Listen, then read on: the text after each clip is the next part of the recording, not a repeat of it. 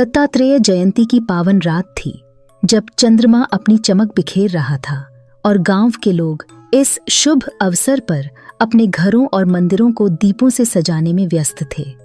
लेकिन घने जंगल के बीच स्थित प्राचीन दत्तात्रेय मंदिर अपनी अलग ही खामोशी में डूबा हुआ था।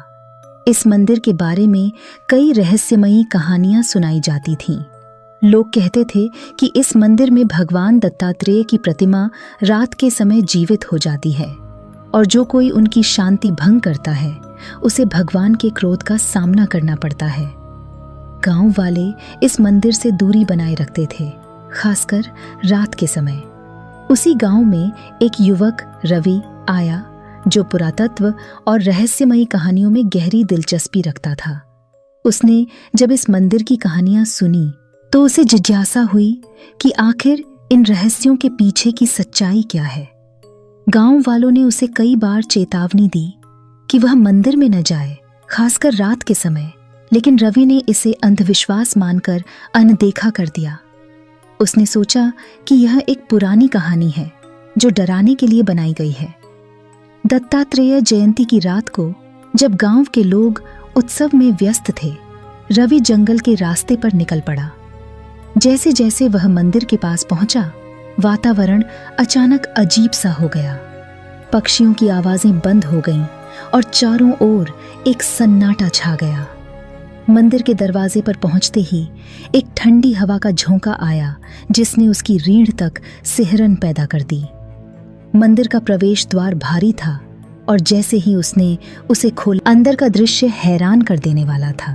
दियों की मध्यम रोशनी में मूर्ति चमक रही थी और एक अजीब सा सन्नाटा माहौल को डरावना बना रहा था। जैसे ही उसने मूर्ति के करीब कदम रखा, उसे ऐसा महसूस हुआ कि मूर्ति की आंखें उसे घूर रही हैं।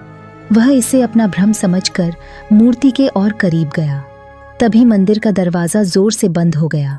अंदर अंधेरा घिर गया और अचानक हवा में किसी के फुसफुसाने की आवाजें गूंजने लगीं। रवि ने चारों ओर देखा, लेकिन उसे कोई दिखाई नहीं दिया। तभी मूर्ति से एक गहरी और भयानक आवाज आई, तुमने मेरी शांति भंग की है, अब तुम्हें इसका प्रायश्चित करना होगा। रवि का दिल तेजी से धड़कने लगा। उसने समझने की कोशिश की कि यह क्या हो रहा है। तभी मूर्ति के चारों ओर काली छायाएं प्रकट होने लगीं। ये छायाएं हवा में तैर रही थीं और धीरे धीरे रवि की ओर बढ़ने लगीं। उनमें से एक छाया ने उसे छूते ही अतीत की घटनाएं दिखानी शुरू कर दी। उसने देखा कि कैसे इस मंदिर में जो भी अपने लालच या अज्ञानता के साथ आया वह कभी वापस नहीं गया। ये छायाएं उन भक्तों की थीं जिन्होंने भगवान की शक्ति को चुनौती दी थी। छायाओं ने रवि को चेतावनी दी कि उसने एक पवित्र स्थान की शांति भंग की है और अब वह उनके क्रोध का सामना करेगा। रवि ने डरते हुए भगवान से क्षमा मांगी।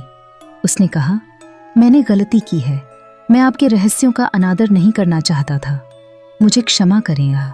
लेकिन छायाएं उसके चारों ओर घूमने लगीं और उसकी ऊर्जा को जैसे सोखने लगी। पूरी रात रवि उस मंदिर में फंसा रहा और हर गुजरते पल के साथ उसे लगा कि वह अपनी चेतना खो रहा है। उसकी घड़ी बंद हो चुकी थी और उसे समय का कोई आभास नहीं था। उसके कानों में लगातार भयानक आवाजें गूंजती रहीं। जब वह सुबह की पहली किरण के साथ बेहोश होकर गिर पड़ा तो मंदिर का दरवाजा अपने आप खुल गया।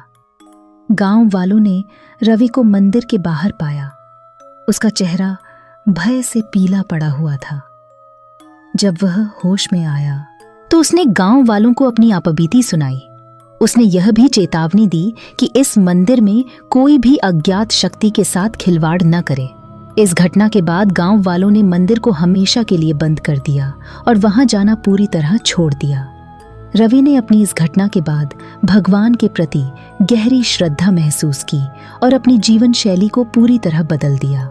उसने सबको यह सिखाने का प्रयास किया कि भगवान और उनके पवित्र स्थलों का आदर करना चाहिए। कुछ रहस्य इंसानों की समझ से परे होते हैं और उन्हें जानने का प्रयास केवल विनाश ही लाता है।